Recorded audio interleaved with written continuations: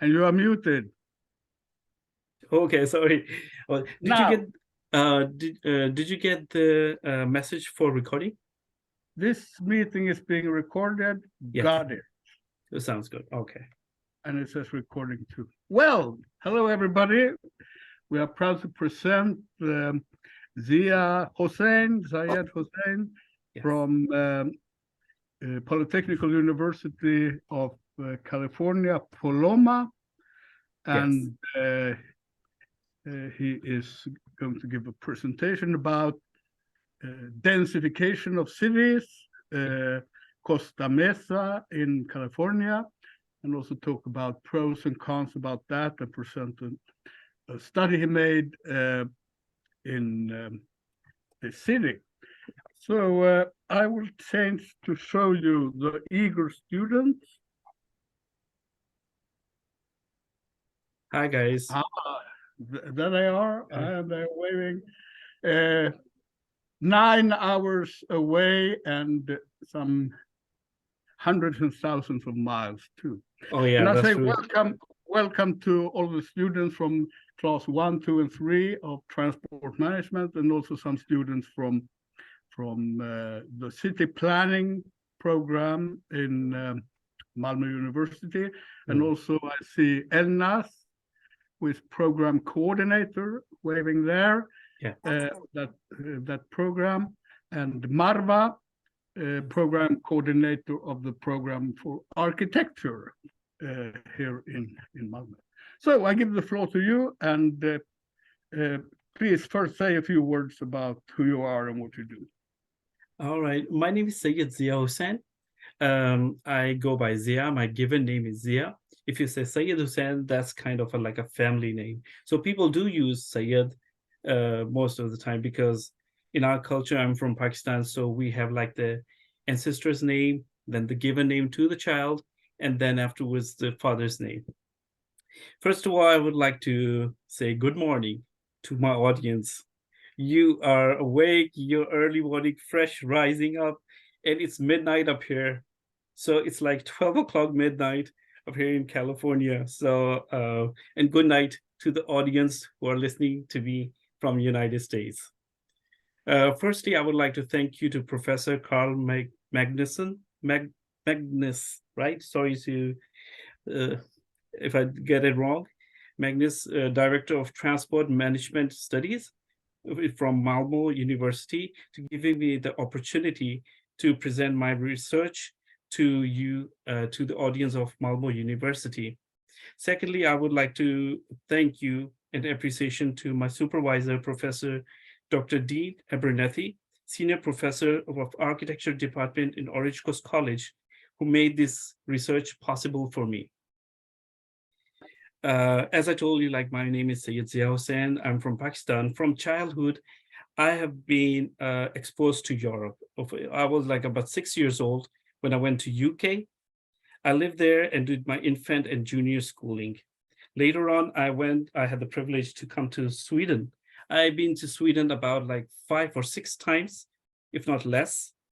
Last year, I was in Sweden in August as well as in December, spent my New Year in Sweden. And this year, this time, I had the privilege to come to your city as well, Malmo.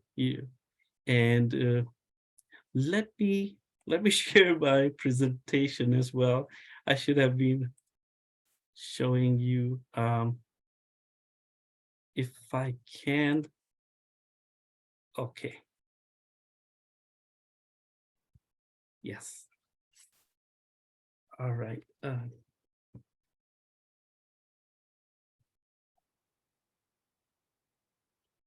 So yes, this is one of my pictures that I wanted to share with you. I think so you already know it's in the downtown area of yours. And I was here. I made like a 1-day trip to Malmo, and I walked around and went back to Växjö because I was living in Växjö, and it was a nice, cozy experience that I had. It was nice. It was definitely nice, and I'm not just making it up. It was nice. But later on, I have been to Denmark as well, saw the walking street, which was the first ever walking street in the entire world, Strogate. I had the privilege to walk around that area as well. I've been living in Netherlands for about 5 years and did my management degree in management from Stanford University. Then later on, I moved to United States in 2012. Now, why did I share this experience with you? Because I want to tell you one thing. Wherever we go to a new neighborhood, whether if it's a city, it's a new neighborhood, it's a new country, wherever we go, the first thing that we are exposed to are the streets, are the buildings. That's what we look at. And when we look at those buildings, when we look at those streets, we start making up a concept about that area. Later on, we start observing the people who move around those built environment, how they interact with each other, how they interact with you, how they interact with the built environment and unbuilt environment. And from there, we grab the culture of that country, that region, that area. So when I came to my city, Costa Mesa, the first thing that I saw were the streets, of course, and the buildings. And my experience, to make it really short, was silent streets, really completely silent streets. Coming from Netherlands for living in 5 years and coming to United States, completely different culture. And the only thing that I was exposed to are the running cars and like stone faces who were driving those cars. And the sidewalks were as small as possible. And it seemed to me like these sidewalks were made only for the sake of being sidewalks, but not to be used. So it was kind of, the system was discouraging the walkability. I was not exposed to any of the urban planning, designing, or anything. It was just my first observation to the environment. I had only done management.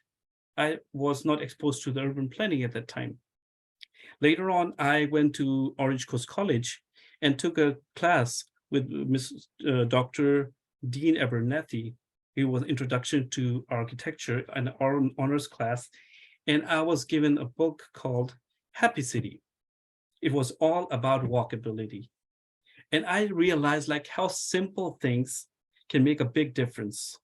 Walkability, only increasing walkability can improve your environment, improve your health, improve economy as well, and improve the real estate value of the property. But the automobile industry is kind of exposing, and technology, you can understand the technology is making life easier, but at the same time destroying us from our own nature as well at the same time.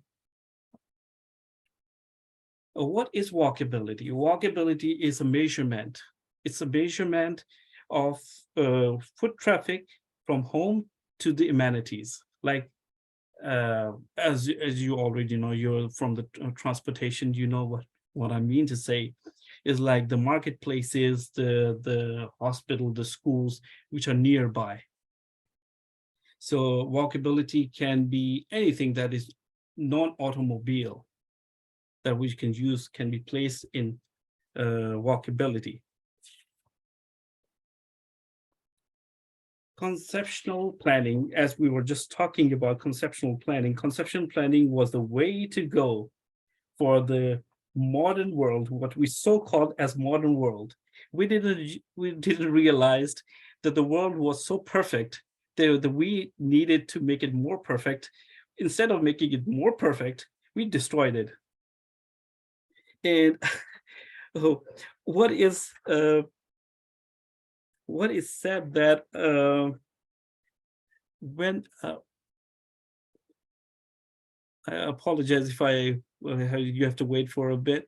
The roads and the streets were improved for automobiles, and when we make things improved for the machines, it becomes kind of discouraging for the human beings and the living beings, because living beings' life is different, machines' life is different.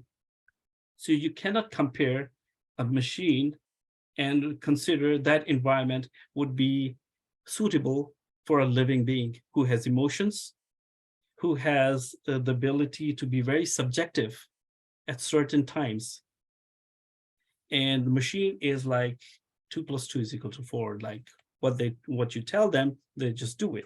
They don't have any feelings. What it says, like automobile kind of gave us more accidents.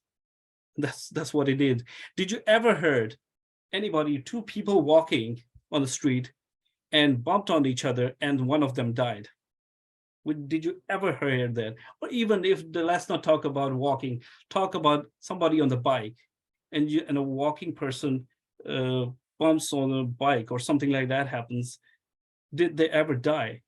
But yet the cars have the ability to kill us. Non-automobiles travelers constitutes only 5% of travel, while 40% is per person minute exposure is to the environment around it.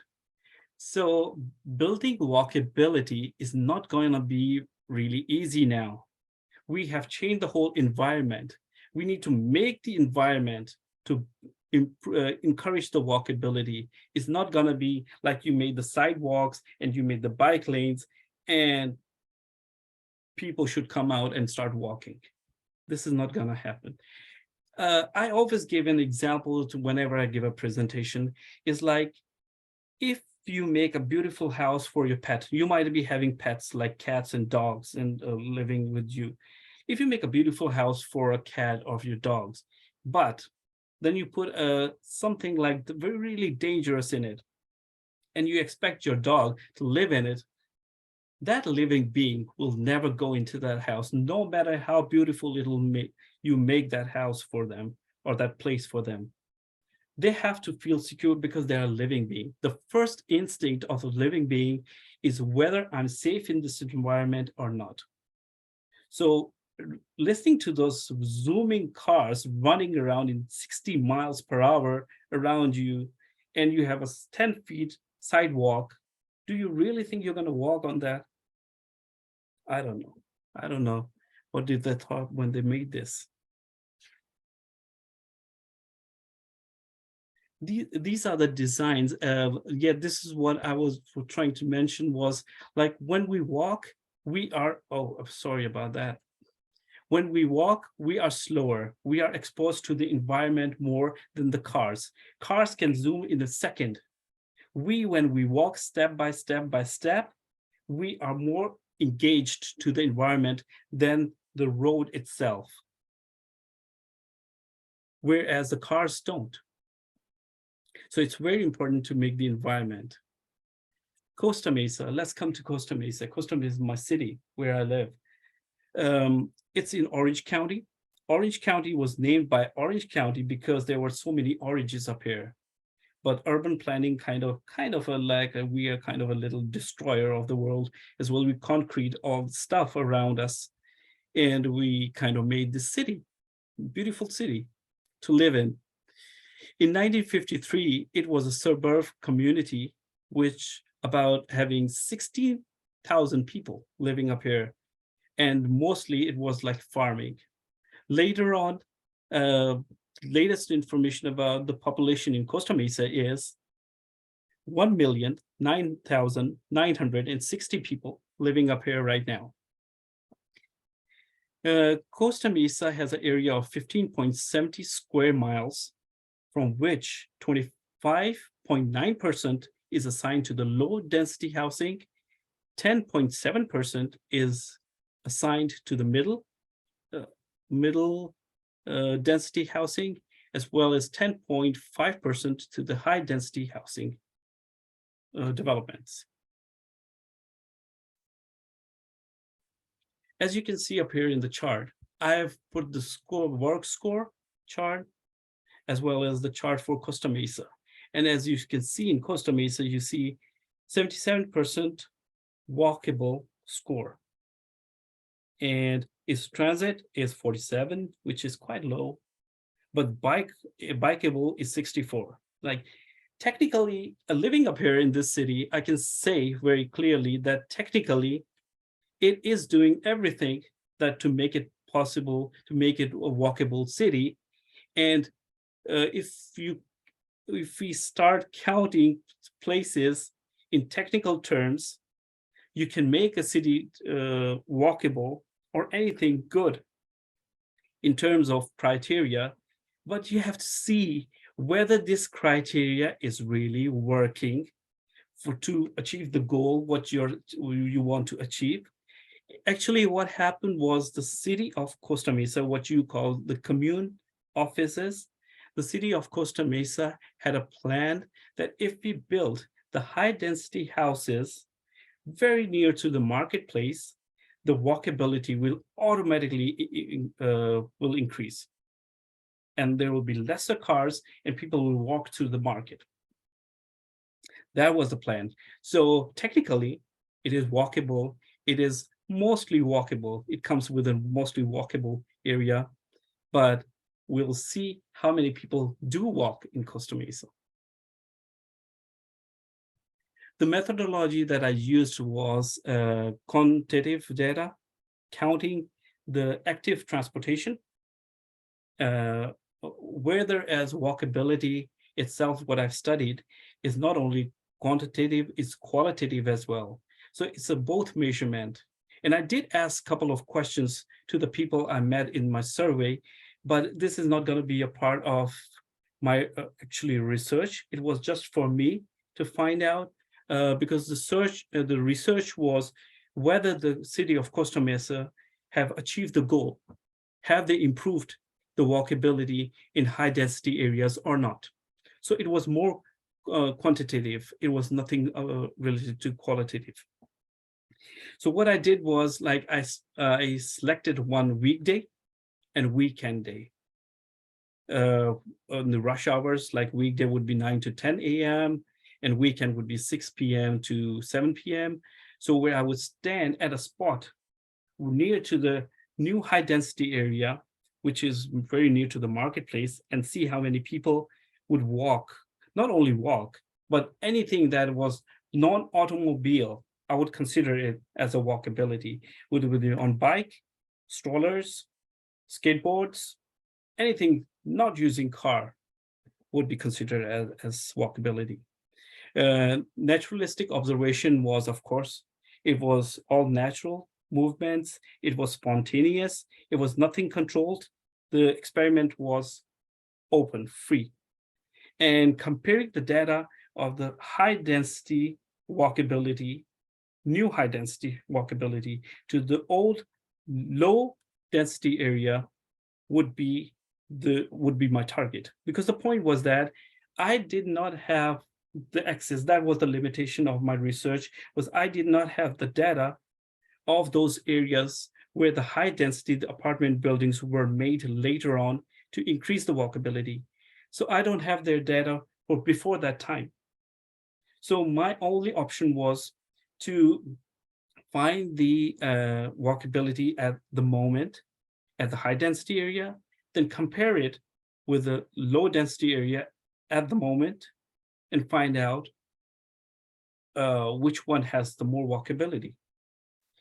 I use the Google map, which you'll see later as well. I try to put pictures as much as possible, so because you can be aware of the place as well. The Google search, of course, that always helps. Field survey, as I mentioned, that I was at the spot. I was at the spot for many reasons. I wanted to be a part of a walkable person in this area where they struggle to walk. And sometimes it's hard to explain, like, how does it really work up here? But yeah, I wanted to just assume myself, I have no car. And how would I interact with the environment around it, and personal observation. So these were the 6 locations that I selected. One was not enough. 6 was supposed to be because I wanted to present it to the city office as well and tell them that whether your goal was achieved or not. So we selected the high density residency, Del Mesa, Placentia Avenue, Superior Street, 17th Street, and then the Mesa Verde, where I live. We're very near to walking distance from here. Wilson, Harbor Boulevard, and Mir Street. Okay, we start with the high density area, and the black boxes, what you see in the satellite view, are all high density regions, places. And if I can move this a bit, which you see the green one is a small park, and adjacent to it is the Del Mesa apartment building. That is the new one. But there are lots of other apartments as well up here. So you can see this is a region of more apartment buildings. And red is the marketplace. Orange is a Hilton Hotel. So I'm pointing that out, Hilton Hotel, because then you would know what level of hotel that is. Like I would say 4-star or 5-star. So, okay. And the rental of these apartments, new apartments, are about, if I'm not mistaken, it's about $4,450 per month for about 1,400 square feet of apartment, right? And the marketplace is about 0.2 miles away from this apartment. So whenever I say any estimate, you can consider it from the Del Mesa apartment building up here at this spot. I was standing up here. So, and the speed limit of the cars is about 40 miles per hour, but I have experienced people going more than that, like 60 miles per hour over 0.2 miles of road. And then there's a signal up here, right up here. I hope you can see my cursor as well. Okay. If you don't see my cursor, please let me know. Raise your hands. Is it here? Okay, you can see. Okay, fine. Thank you. All right. And okay, about the streets, let me tell you about the streets. There is a picture of street condition as well, just to show you what is the condition of the streets up here. There's a sidewalk. Yeah, there is one sidewalk. There's no doubt about it. And then you will see there's a bike lane as well. How big it is? 6 feet, to tell you the truth. Okay, so you're gonna bike on a 6 feet space, whereas the car is zooming beside you on 60 miles per hour. Okay, and then there are no crossings, zebra crossings, what we used to say in UK, zebra crossings, for the people to cross the road. No speed breakers, no signals in the distance between the Mesa apartment as well as the marketplace. Now, considering the marketplace, what kind of market is there? I wanted to check it out. And the biggest grocery store is a Japanese grocery store.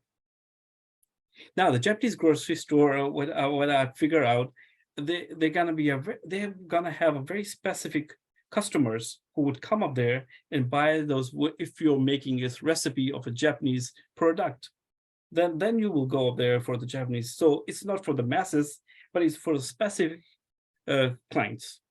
So that's the biggest market up there, right?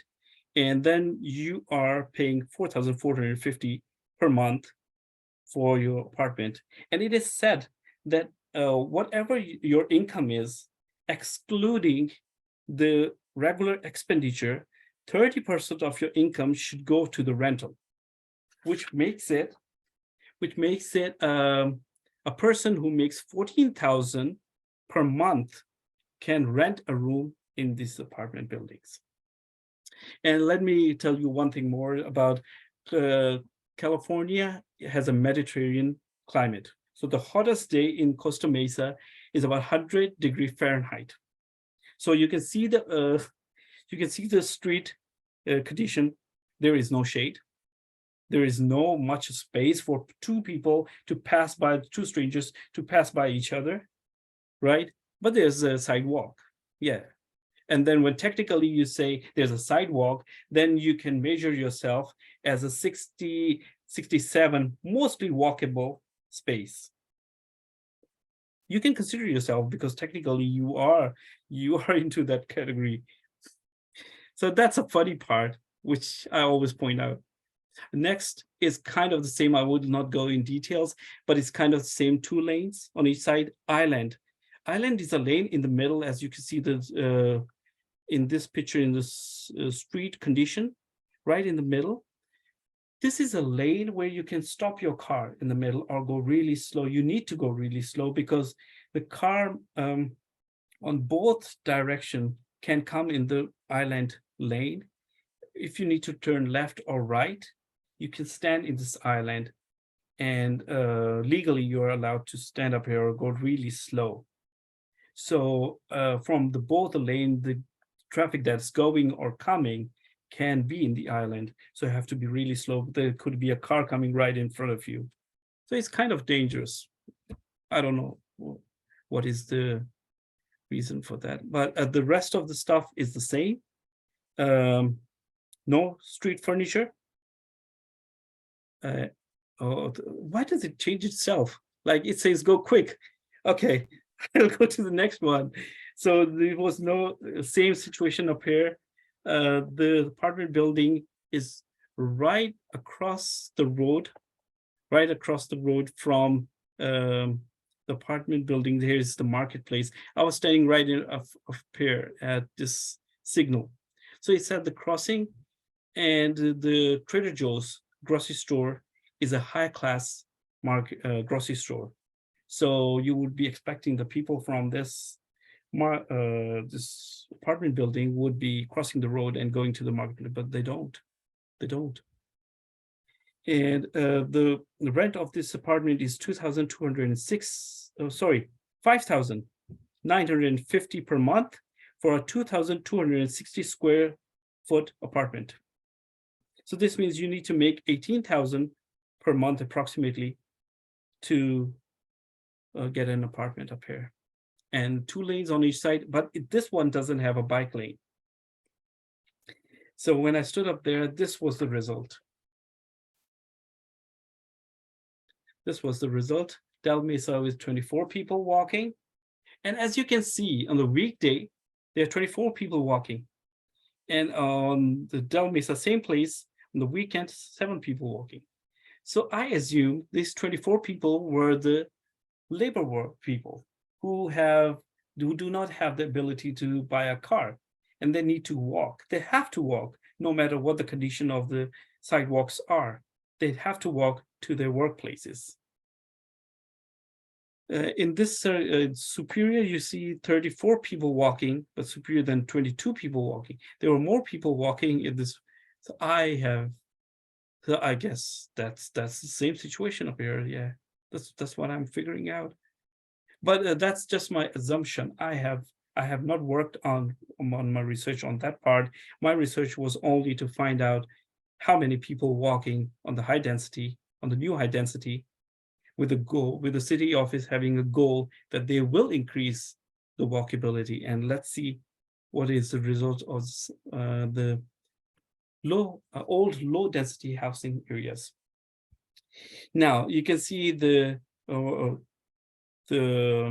residency is on the black, as well as the red marks are the marketplaces. The marketplace is huge, right? And the residency is huge. It goes on the other side as well, but there's a limit to the picture that I could have taken, place it on the, the slide.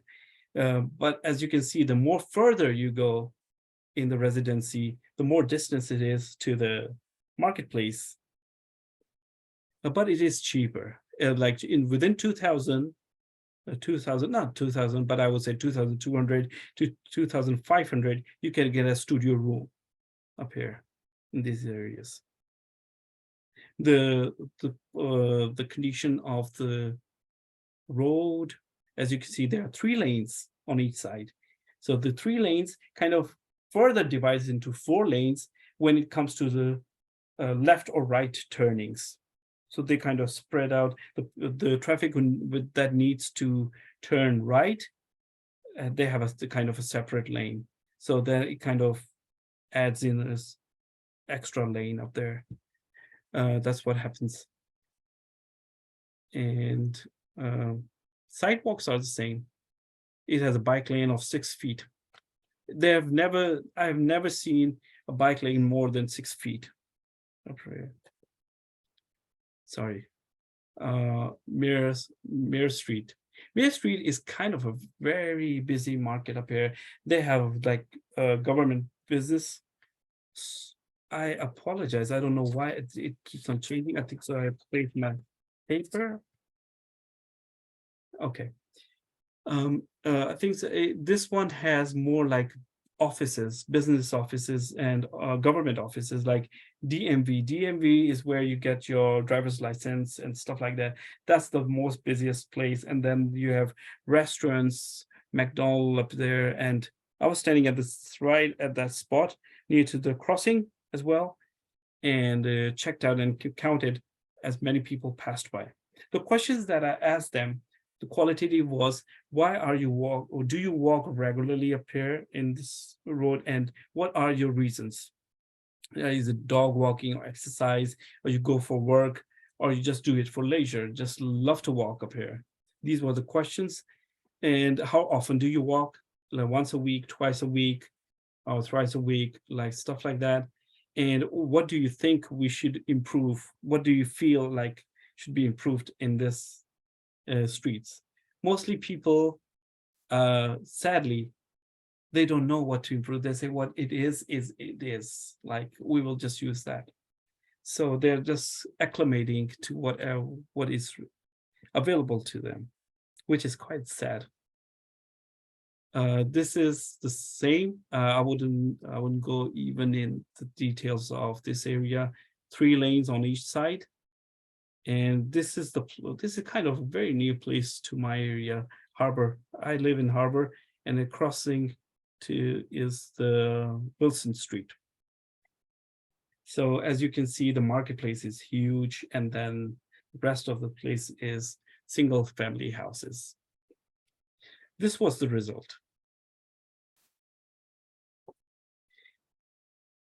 This was the result, as you can see, and then on both days, there were so many people walking.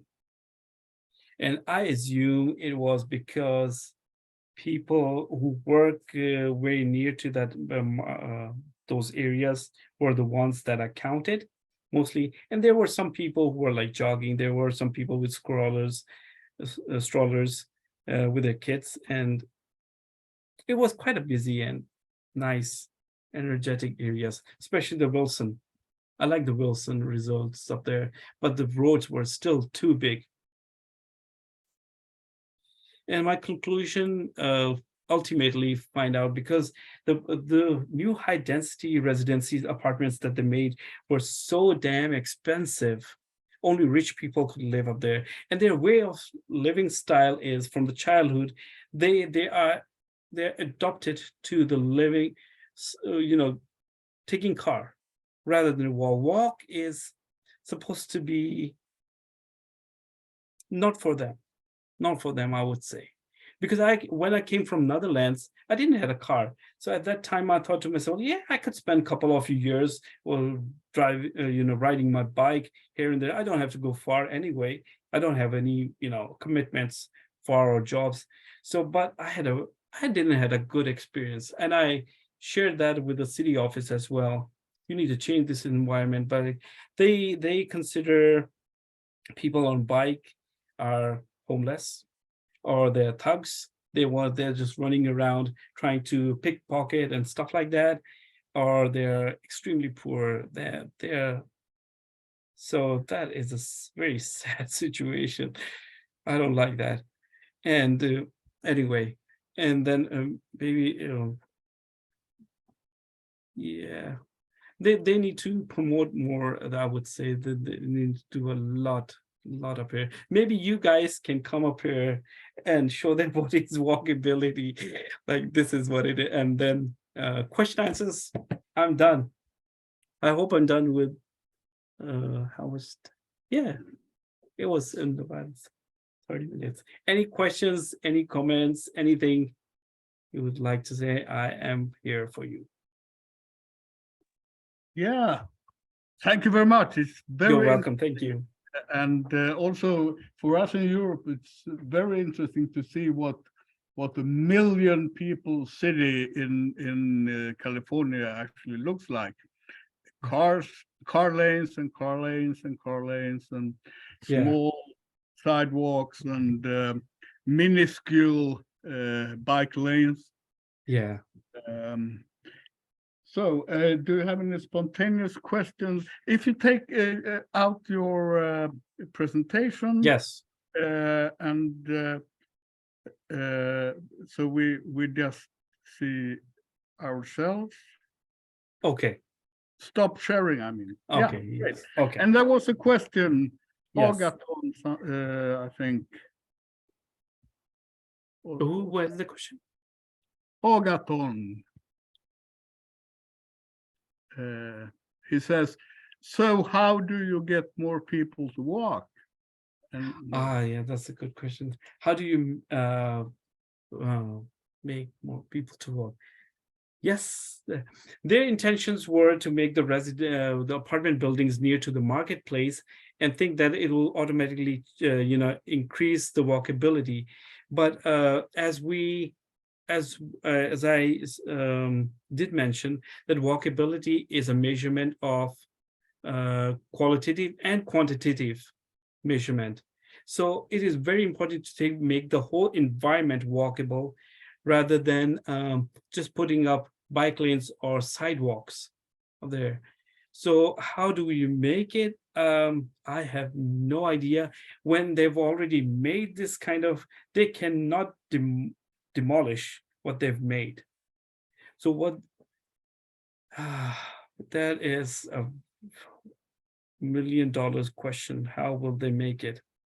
I think so. What they need to do, first of all, to restrict the cars, which is quite hard for them. This is a capital country. They don't have the power over these corporates. They need to control this. They need to. My idea is if they can start placing fees for the parking. So the most of the people who would live nearby will not take their car because they don't want to pay for their parking or the $5 or $10 for it. And that money can be used to make small pocket parks around that area where you will have a vacant area. You know, the parking areas are bigger than the buildings. So you can make the parking places smaller and the rest of the area can be made as for the parks for the children, and that would make it more people, family coming over and walking around much more safer areas. And if they can do that, I don't know, but I think so it should start with the cars, restricting cars and putting fees over parking areas, which will discourage people to take their cars. in Malmo, for example, Yeah. before it was about $1 or something per hour, and it was raised to $2 and $3, and now you pay about $20 That's good. for a few hours. And they're also restricting the number of parking places and making the sidewalks bigger, Yeah. wider, and in some cities they have introduced congestion taxes, and that of course reduces cars. But on the other hand, if the distances are too long, and you have to take the car, then that is just an additional cost for people. So it's a tricky thing. But of course, restricting. But I guess in the US, it's not politically possible to restrict the car accessibility, I guess. Yeah. Actually, if you read the history of United States, it's all about railroads. They made roads to build this to, how would I say, this automobile industry kind of rules United States. That's what it is. So they purposely made the schools far away from the houses. They purposely made the hospitals or the places that people want to work far away, so that you the whole day are busy going from left to right, north to east, picking up your kid, going to work, going for the grocery. That's what they would need to do. And we also saw a video where it said that they deliberately made shortcuts longer cuts, so that you consume more gas and then you buy more gas. Standard oil thinking. Yeah, very deep thinking, long-term planning. One thing I've been thinking about is the attractiveness, increasing attractiveness has been since Richard Florida did his work. The mantra of every city or every municipality all over the world, and in Sweden and in Malmo too, to create the attractive city. Yeah. And then walkability becomes part of that attractiveness. Yes. On Yes. the other hand, as you say, as you started, you need beautiful buildings, you need amenities to go to, and you need the marketplace, and you also need the interaction with other people, walking around in the park and feeding the birds, things like that, with other people. Yeah. As far as I understand your presentation, this walkability policy of Costa Mesa didn't include the attractiveness, No, the social things. It was just, if we build dense areas, people will start walking. Yeah, that's correct. That's correct. They deliberately. Okay, no problem. They deliberately, I guess, made it in a way that people would not walk.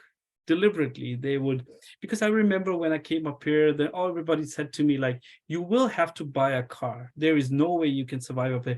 I have survived without a car in Netherlands for 5 years. But I couldn't survive up here for 1 year. For a day. Yeah, for a day. Yeah, exactly. I didn't knew I couldn't survive for a day, but I don't know, it was my ignorance that made me survive for a couple of months. But then I realized, no, I have to get a car, no matter if I have a job or if I don't have a job. I don't get a job if I don't have a car. That's the issue. Because they don't rely on their public transportation.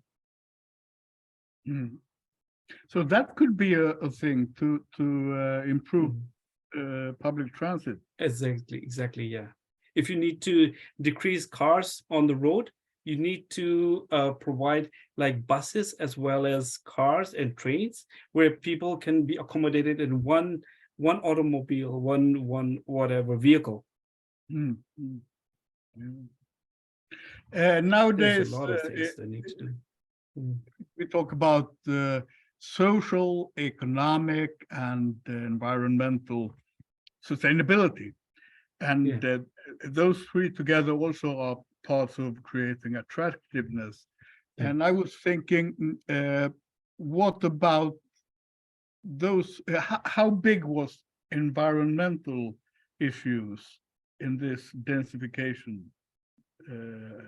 by the city? Sorry, I didn't get the question. Was improving environmental sustainability part of the policy for building those denser areas? Yes, correct. No, I have no idea. That's a very good concern. That's a very good concern. Yes, exactly. They kind of increase the pollution up there as well, adding in more apartment buildings, and at the same time, people using more cars. That's what they did, instead of doing the other way around. That's true.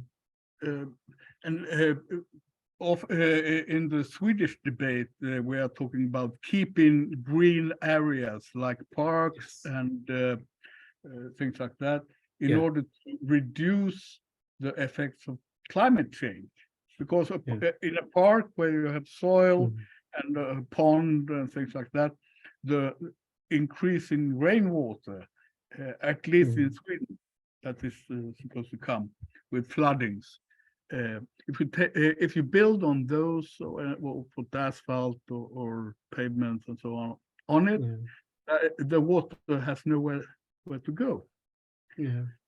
And that is one problem with this Mhm. densification. And Yeah. as I understand you, they are densifying and increasing car use and risking environmental effects. So the whole It's terrible. Yeah. project has failed. Is that Yeah, true? that's true. That's true. That's true. They are doing a hell lot of, and but on top of that, they keep on making new organizations like environmental organizations. This organization, they just make money out of making organizations and non-profit organizations. And for sometimes I feel they have a lot of power to manipulate people's mind as well, because media kind of plays a really big role of what they want to do. They start showing the positive side of it. Let me tell you an example, like power, like these energy drinks, for example, as well as the really good, you cheer up, blah blah blah stuff. But what that energy drink is doing to us from inside, that only God knows and our body knows about what's going on. Natural and simple things are the way the life world was perfect. We didn't need it to do anything else for it, but the money thing, kind of greedy people kind of started moving on the other direction. But that is like a long story. But the point is that United States was made on the basis of the cars. So I guess so it'll be really a big challenge for them to change it to that environment. And only I think so they will do it when, because the population is increasing, and when they would be left with no space, then they will realize that the walkability is important, because one car takes the space of 4 people. Like if you see 1,000 cars, this means you can accommodate 4,000 people at that space. Mm. Another thing I was thinking about is that Costa Mesa was built in the you said the 50s or something. Yeah, Or 1953, yes. Yeah, which was the peak of the car influence, I'd say. Is the situation the same in, for example, Boston or older American cities? Yeah, I can't say anything about that, but I think so. It kind of gonna be the same. I think so. It was 1964. 1964, when there was a boom of cars in the entire world, in the United States especially, but it was like the market was going outside the country as well. But I think so. Luckily, European countries were smaller, so especially Denmark. And in 1964, Denmark realized that we don't need cars in our downtown area. We need to evacuate these areas. And once they did that, they realized that economically, they were much more stronger. They had less crimes. Because if you have isolated streets, there's a more possibility for crimes. If there are people around each other, looking at each other, there's a lesser possibility for crimes. So that's what it is. And from that time onward, from 1967, they kept that walking street as a walking street. And they increased it. And that's the backbone of the Copenhagen's economy right now. That's how good it is. Yeah, it is. Yeah. Any more questions from the audience? Either here in the classroom, you are stunned. Anything you'd like to share about your Malmo or something that you like to change, or something that you feel that it's really good about your city or bad about your city, because you're going to be the next transportation people. What do you think about it? Well, you gotta come up with something. It's fine. Yeah, we do the same thing. Because once you start listening to it, it's hard to have a question. Yeah, definitely. We do the same when we have like a guest lecture for in 1 hour. We're listening, and then we don't have any questions. It's fine.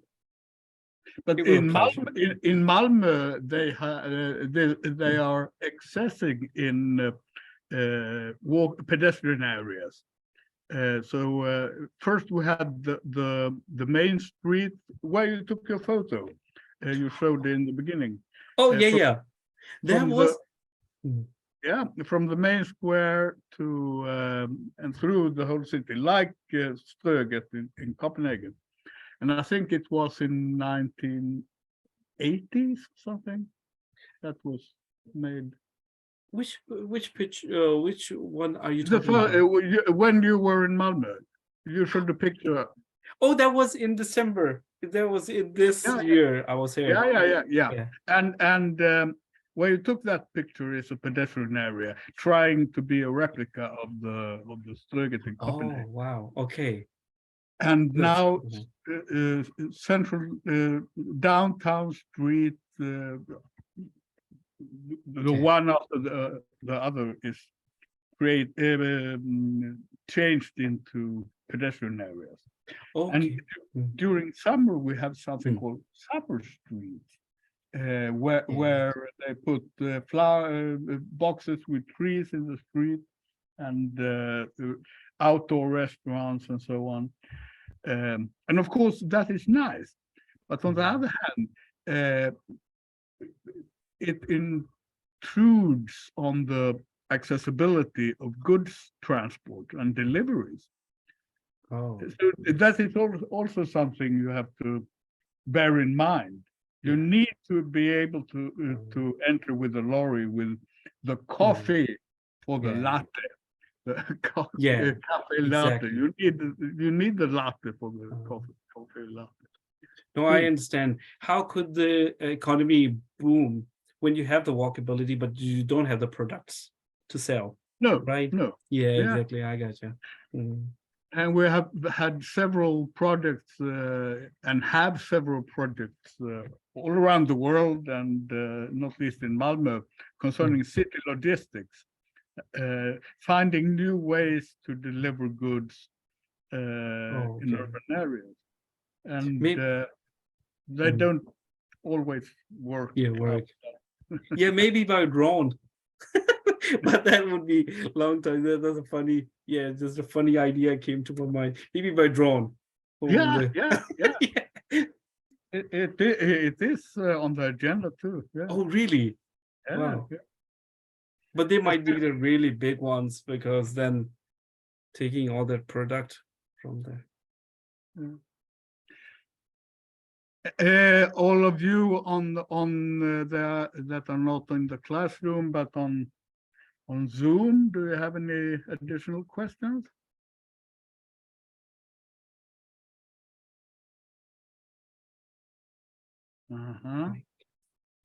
They are thinking.